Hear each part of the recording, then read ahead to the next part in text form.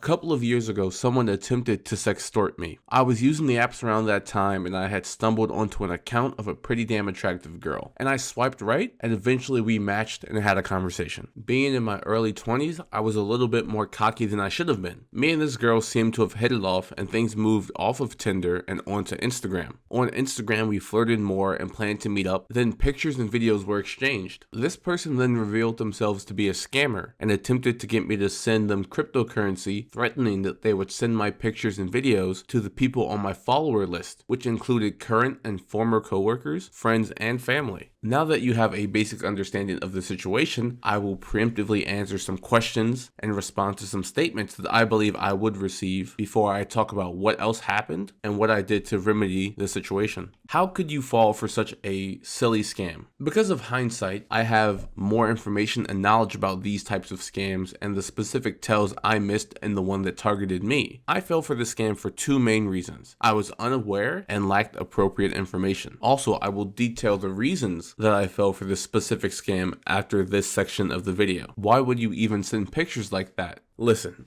boys will be boys. In my case, I made a mistake. I should have been more careful, but I think it's important to highlight that not all victims of sextortion have similar situations to me. Not everyone always consents to being filmed or photographed. Not everyone willingly sends pictures of themselves to other people, and with the prominence of AI, even people who don't take pictures like that could still be targeted. Yes, I made a mistake, but not everyone has as much agency as I did. It's your fault for sending pictures like that without thinking about the consequences. If you believe this, you're 100% correct. But again, it's important to not dismiss someone's suffering because they might have played a part in it, either through their actions or lack thereof. Is this a real story, or are you just trying to gain pity? No, I'm not trying to gain any pity from this. And also, I believe that pretending to be the victim of a crime or a tragedy makes you morally reprehensible. That's why I have such disdain for Jussie Smollett. Truthfully, I hope to help someone not make the same mistake I did. I wouldn't see or step on the bear trap and then not warn the person behind me about it because I'm embarrassed. With that out of the way, let's talk about the outcome, my reactions, and how I fell for this specific scam. After the scammer demanded that I pay up, he said that he would make a group chat of my friends, coworkers, and family and send the pictures and videos in that group chat. I believe the amount he wanted was $500 in Bitcoin. I didn't pay him, of course, but I said that I would. And in that time, I sent messages to close friends and family and briefly explained the situation and the fact that they might receive some pictures that were not safe for work. After doing that, I made fun of the scammer for looking at and saving pictures of my genitalia for no money in return. Soon after, the scammer stopped messaging and calling me, and according to my friends, they never received any pictures. I believe that I responded the best way possible to that situation. You should never pay these people. Your decision to pay or not will almost certainly not impact if they release your photos or videos, because eventually you will not be able to pay. From my understanding, this is never a one-time payment. If you pay one time, they will ask for more. If they already have pictures of you, do not give them your money too. People's attention spans are short. Even if the scammer releases your photos, people will probably forget about it in a week. If they're real, you could always just say they're AI. And if they're AI, you can just say that. I understand that everybody's situation is different and people react differently based on the circumstances of their life at the time. I'll get into that after I describe how I fell for this scam. First, the dating app that we met on was Tinder, which has an option for accounts to verify. The account of the scammer was verified. After a day or two of talking on Tinder, we moved to Instagram. The account of the scammer on Instagram wasn't new and had a realistic amount of real-looking followers. Before any graphic imagery was sent, we had a longer string of conversations that spanned 3 or 4 days, and pictures of our locality were exchanged. The woman in the pictures was the same one as the verified profile on Tinder, and all the photos of our locality that were sent on Instagram were sent using the one-time view feature on Instagram, which I believed meant that the pictures had to have been taken at the time of sending. All of those factors combined gave me a false sense of security that made me feel safe in sending explicit pictures. The scammer also replied with explicit pictures of the woman in the Tinder profile, and this is before AI had become as good as it is now. At the time, it was fairly easy to spot AI-generated content, and I didn't believe that this was such. Now, I mentioned that I believe believe that I responded to the situation the best way I could, but circumstances outside of someone's control might affect the way they react and respond to a very similar, if not the same situation. I realized and appreciate the fact that I was in an ideal position to have the confidence to refuse to pay. I'm a man, and at the time I was in my early 20s, I had a job that I couldn't be fired from easily, and I was single. Other than a little embarrassment, I didn't have to worry about anything. Some people aren't as lucky. Think about some woman who would have reacted differently due to societal pressures and fears of judgment, or a child being scared of bullying from their classmates and judgment or punishment from their parents. Even someone who is cheating on their partner and is afraid that this would end their relationship. And if that last one is you, you need to reflect and become a better person. But regardless, nobody deserves to be sextorted, and understanding that scams do commonly happen and creating a culture where victims feel safe enough to talk about their experience is key to help prevent sextortion and other scams, and to help people recover and cope after being sextorted. My hope is that this video prevents someone else from making the same mistake I did, or prevents someone from paying these scammers. Alert the authorities, preserve evidence, deactivate, but don't delete. Stay safe from scams.